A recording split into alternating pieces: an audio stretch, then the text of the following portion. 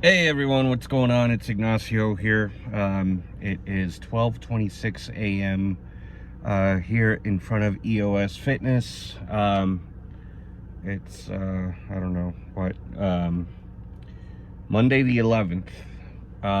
So I've been ridden with anxiety all day, and I normally can't pinpoint what it is that has me feeling anxious. It's been something I've dealt with my whole life. At least when I was, starting at age 10. My first anxiety attack happened out of nowhere. Luckily, I was home, but nobody was really there. I didn't know what was going on, and it happened while I was watching. I was 10 years old. I was watching an episode of Unsolved Mysteries. I think it came on every Wednesday back then, and I remember the exact episode that aired that caused it. Well, I don't know if it caused it, but that coincided with the anxiety attack. And what it was about was there was this lady who had a dog. It was a golden retriever or something. It was before service animals were all the rage, yeah, back then they had seeing eye dogs for the blind, but this lady, she was prone to having seizures. She had epilepsy, and the dog knew, like, when a seizure was about to hit her, and she was from Tacoma, Washington. I remember she was outside somewhere, and the combination of the eerie music that they always played, which, by the way, for all you music nerds, it's in the Phrygian scale. That, especially the theme song, is in the Phrygian scale. And Robert Stack's voice, he had a one-of-a-kind voice that was something like this, and he would always talk like this. If you pull it up on YouTube, you'll see what I'm talking about. The way he delivered, he was an iconic actor, and he also was the host of Unsolved Mysteries. And that, combined with the subject matter, combined with the music, I guess it all made me freak out, like big time. It was almost like I felt a punch in the gut. And my life has never been the same. I don't think I've ever recovered from that, and I don't think I ever will. This has been over 30 years ago. And I remember just feeling intense fear after that happened that night. And I just holed myself up in my room. I didn't want to go to school the next day, but I did anyway. And I was just not the same. That year, I was also put on ADD medication, which I vehemently oppose. They, in those days, were, oh, your kid's not in line with how we want him to behave.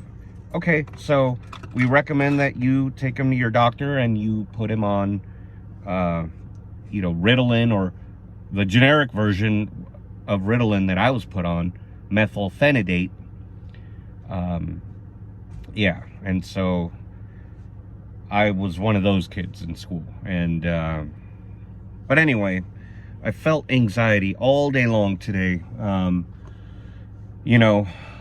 Having a toddler while you're having a lot of anxiety, it really is like having a multiplier of difficulty as you're dealing with it. I love my son to death, but sometimes, I have to really watch what I say or do, because I don't want him to deal with something that isn't his fault. And even if it was his fault, I wouldn't want him to deal with it anyway. But right now in our situation, money is tight. Like, I'll admit it. Money is very tight. And I'm trying to, I had this client, I mentioned them last week. It's not working out with them. They're not a good fit for me, and I'm not a good fit for them. So time to find a new client, because you're not going to be a good fit for everybody. And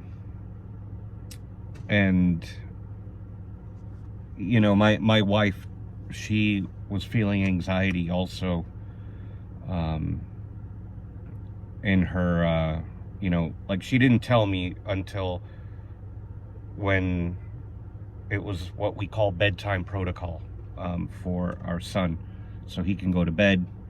And I'll go in the room too and lay there with them before I come to the gym, so that he can just go to sleep. Usually he falls asleep pretty fast, but that's when she told me that she was like a little depressed today, and that kind of just like kills me. And then it was like throwing kerosene on my own anxiety, because I don't want her to be depressed. And I know what it's like. I know anxiety and depression very well.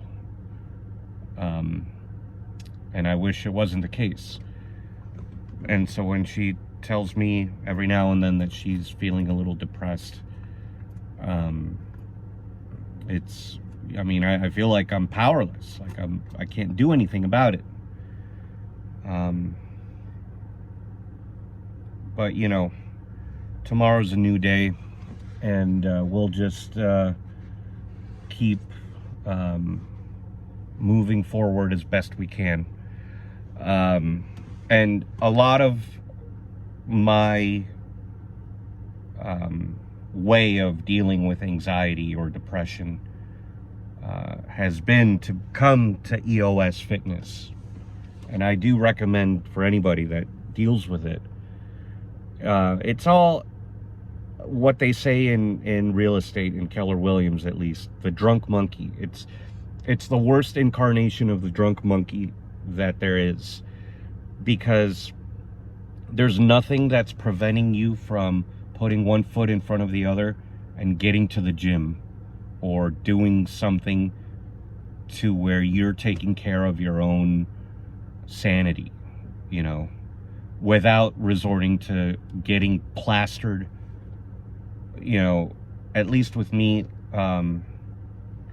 that's just not the way to go. So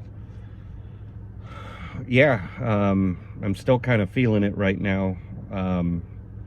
You have to kind of just try to look at it objectively and realize that you are not that. You are not the anxiety.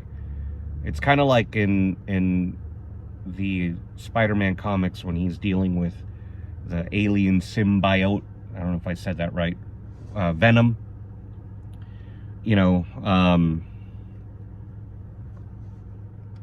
It's like it takes a hold of you, but that's not who you are. You are somebody that enjoys being with your family. You're somebody that enjoys good times. You are not somebody that dreads existence. You are not somebody that convinces yourself out of the blue that you need to just shut down, because that's what it does.